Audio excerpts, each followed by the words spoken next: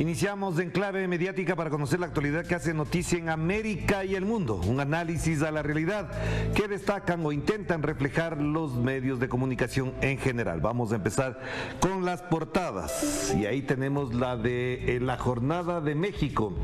Andrés Manuel López Obrador llega a Estados Unidos. Como siempre defenderá a los paisanos, dice él. Excepcional labor de los migrantes, logramos acuerdos benéficos para ambos países, es de suma importancia. Inflación y seguridad estarán en el centro de la agenda que abordará con el presidente estadounidense Joe Biden. Compartimos un intenso vínculo, somos su segundo socio comercial, destaca Andrés Manuel López Obrador. El tráfico de armas y de fentanillo será otro de los asuntos a tratar en la binacional, destaca este momento la portada de la Jornada de México. Esta es una reunión muy importante, de hecho el señor Andrés Manuel López Obrador había manifestado ayer algunos temas de interés común, pero efectivamente hay temas que son también de relevancia regional que se tomarán en cuenta. Por ejemplo, el tema de la migración.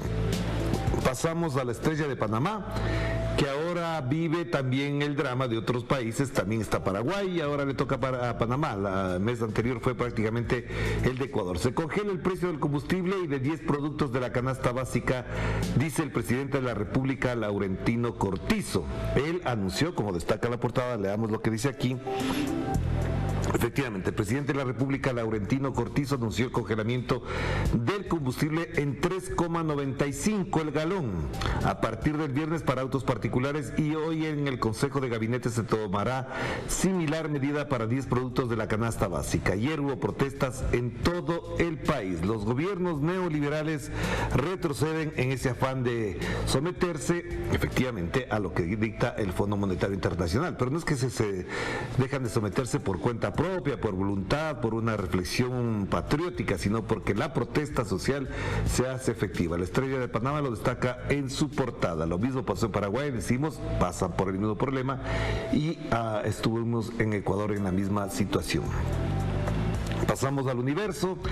Miren ese titular ya vamos a ver más adelante, lo tenemos aquí, no, tenemos la nota, no, vamos a ver ahí está, perdón. Ecuador, el tercer país en el mundo donde se incauta mayor cantidad de droga. Ustedes se imaginarán que ese titular esconde una falsedad, porque no por ser falso que sea el tercer país, lo que cuenta es que por aquí sale más droga, mucho más droga que en otras ocasiones, que en otros momentos del país. Miren lo que dice. El Ecuador, el tercer país en el mundo en donde se incauta mayor cantidad. Esta nación dejó de ser un territorio de tránsito y pasó a convertirse en un centro de distribución y exportación de droga. ¿Desde cuándo? La pregunta es ¿desde cuándo? ¿Fue desde el gobierno de Lenín Moreno? ¿Fue desde el gobierno de Guillermo Lazo? Porque esto ocurrió hace poquito. Este informe que tiene la Oficina de Naciones Unidas contra la Droga habla desde el 2020 para acá. Y el relato político del gobierno de ahora es de que es de la época del correísmo, pero esto lo señala directamente. Pero ahí hay una falsedad que lo vamos a destacar. El Universo dice eso, el tercer país del mundo donde se incauta mayor cantidad de droga. Pasamos al Expreso de Guayaquil, en la portada no hay nada, y en la parte inferior, digamos destacado, Ecuador en el top de los países que decomisa más droga. Decomisa más droga. Pero la nota interior dice lo siguiente: Ecuador es el tercer país de donde más droga sale. Un informe de las Naciones Unidas da cuenta que Colombia es el país con más envíos a nivel mundial. Brasil es el siguiente, que menciona por su salida de droga. Pero también lo que se destaca aquí es que el puerto ecuatoriano de Guayaquil es el segundo con mayor salida de droga por esa zona. Es decir, aquí hay un problema muy grave que además explica todo lo que está pasando en este país en cuestiones de violencia, de seguridad, de inseguridad sería la palabra más adecuada, y por supuesto ahí tenemos un problema grave. ¿Que el gobierno ha tratado de resolver? Parecería que sí. En la práctica no. Estos gobiernos neoliberales, el de Colombia, el de Ecuador y de Brasil, fíjense en quiénes gobiernan en estos tres países, sobre este tema no hacen mucho como para felicitarlos, al contrario, hacen cada vez menos, y uno se explica por qué quisieran tener este momento, esta situación, esta dinámica del país. Aquí evidentemente se captura más droga, pero también sale más droga. Así que no nos entusiasmemos mucho con los titulares del Universo, veamos las notas, los del Expreso y repitamos nuevamente el titular. Ecuador, el tercer país en el mundo donde se incauta mayor cantidad de droga. La pregunta es ¿cuánto incautó? En la nota, a ver, dice que se han incautado 104 toneladas de droga, mientras que en todo el año pasado fueron 210. ¡Qué felicidad! Nos debemos alegrar.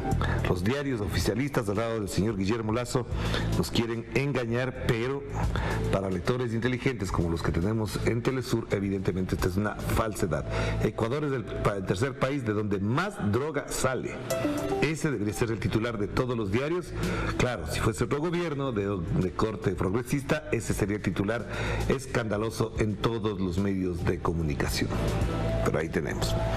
Pasemos al Mercurio de Chile. El Banco Central interviene verbalmente ante la alta depreciación del peso luego de que el dólar llegara a casi 1.000 pesos. Esto es lo que ocurrió. Hay dificultades, hay explicaciones, hay cambios, hay una serie de acontecimientos que ocurren en Chile desde la llegada del gobierno de Boric y evidentemente este es uno de los impactos que tiene. El Instituto Emisor expresó una especial preocupación por la volatilidad cambiaria y sostuvo que de ser necesario implementará las medidas que correspondan. El precio del cobre bajó 2,14% a $3,4 la libra en la bolsa de Londres y la moneda nacional fue la segunda que más cayó a nivel global. Esto es lo que se plantea. Y aquí hay un detalle importante que está destacado a un costado. Congreso Nacional aprueba reforma constitucional sobre resguardo de infraestructura crítica por las Fuerzas Armadas pese a rechazos y abstención oficialista. Sigue en esta disputa en el Congreso chileno y de esto habrá más temas en adelante hasta que llegue el referéndum del 4 de septiembre. Pasamos a página 12 a propósito de la gestión de la nueva ministra de Economía, Silvina Batakis, se destaca esta portada. Silvina Batakis, concentró sus primeros anuncios de señales para tranquilizar la economía, en particular los mercados financieros, como paso necesario para empezar a frenar el estallido inflacionario. Quedan pendientes las iniciativas destinadas a reducir el impacto de las subidas sobre los sectores populares y robustecer los salarios e ingresos masivos, destaca esta nota que hay que tener en cuenta, como la denominan ya, el plan Batakis. De esto hay que estar pendiente porque efectivamente aquí se juega mucho el futuro del gobierno y del Frente de Todos en Argentina. Y la portada del País, a propósito del informe a la Nación, el Estado de la Nación que debe desarrollar el señor Pedro Sánchez, jefe de gobierno, se destaca aquí, Sánchez planteará nuevas medidas de protección social para las clases medias. Esto además en gran disputa con los sectores de la derecha, pero a propósito del escándalo contra Podemos y todas las grabaciones que han saltado, de lo cual también hizo parte el País, el día de hoy no hay un seguimiento. Pero hay que tener presente algo que después veremos más adelante también en otro lado. Uber, este servicio de taxis, una plataforma, llegó pronto a la evasión fiscal. La empresa cedía a Hacienda datos de sus conductores pese a su propia opacidad. Uber compartía con las autoridades fiscales los datos de sus conductores, pero al mismo tiempo ideaba formas de ahorrarse impuestos canalizando los beneficios a través de paraísos como Bermudas o las Islas Caimán. Esto es lo que se denuncia hoy en el País, pero veremos más adelante lo que pasa en Francia. Veremos más adelante. Panameños anuncian continuación del paro ante insuficiente propuesta gubernamental, a propósito de lo que ya mencionábamos del titular de la Estrella de Panamá. Saúl Méndez, secretario general de la Suntrax, consideró insuficiente la propuesta gubernamental y aseguró que se mantendrán las medidas de presión. Y acá, información importante. Venezuela y la Unión Europea buscan fortalecer mecanismos de cooperación. Más información acá, de otro orden, lo tenemos presente. Pero avancemos, lo que queremos ver es esto, aquí está. Emmanuel Macron señalado de favorecer secretamente la implantación de Uber en Francia. ¿Qué dice la nota de France 24? Jodidamente ilegales. Filtración revela las prácticas de Uber para expandirse a toda costa. Documentos de Uber, violación de leyes, engaño a la policía y explotación de la violencia se destaca aquí. Es interesante tener presente esto porque lo que mencionaba El País a propósito de lo que ocurre en España también ocurre en Francia, y no quiero dejar de creer que tampoco esto sea ajeno a lo que se vive en América Latina, con más fuerza además. Pero bueno, estaremos pendientes.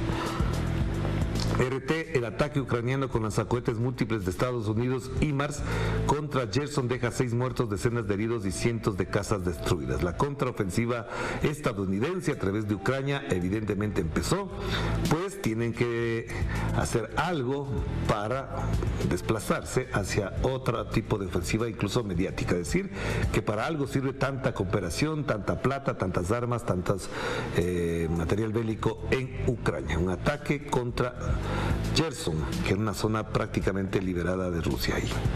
Más información a propósito de la llegada de Manuel López Obrador a Estados Unidos. Visas laborales y medidas contra la inflación, las claves de la reunión que sostendrán López Obrador con Biden en la Casa Blanca. Ahí está. Vamos cerrando con esta fotografía del señor Jair Bolsonaro, que está en plena campaña electoral. Dice: tras asesinato a un dirigente del PT, dice Bolsonaro, Lula defiende a los ladrones de celulares y no le dicen nada.